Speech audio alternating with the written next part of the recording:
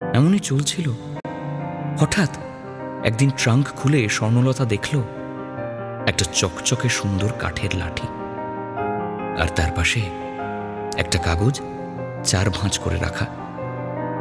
কাগজটার ভাঁজ খুলে চোখের সামনে মেলে ধরল স্বর্ণলতা। সেখানে লেখা, লতা, খুঁজে পেয়েছো মানে ধরে নিচ্ছি আমি আর কাছে পিঠে নেই।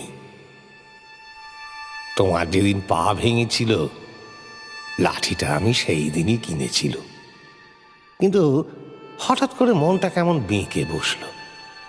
মনে হলো সারা জীবন তুমি শুধু একাই আমার জন্য করে গেলে, আর আমি কেবল একটা লাঠি কিনে দিয়ে দায় সেরে ফেলবো।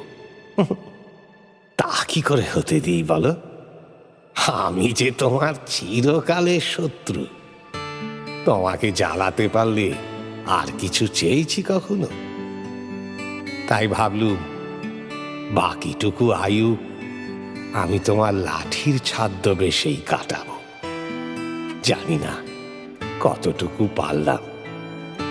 আমার রান্না তোমার ধারে কাছেও আসবে না, তবু আমি চেষ্টা করেছি বলো।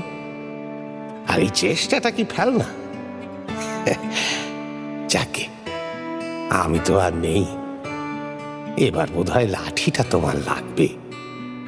ওটা রেখে দিও, জানবে এও আমার ছদ্মবেশ। আসলে তো আমি কাঠখোট্টা, খিটখিটে।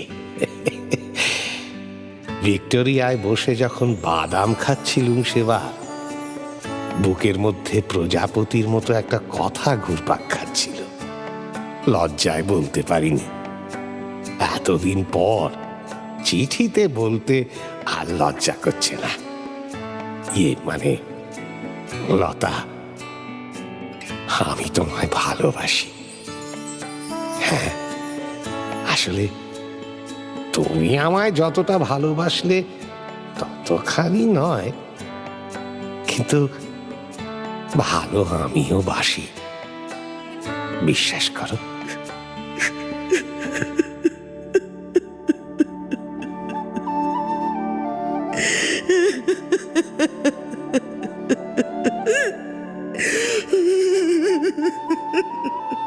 লাঠি আর চিঠিটাকে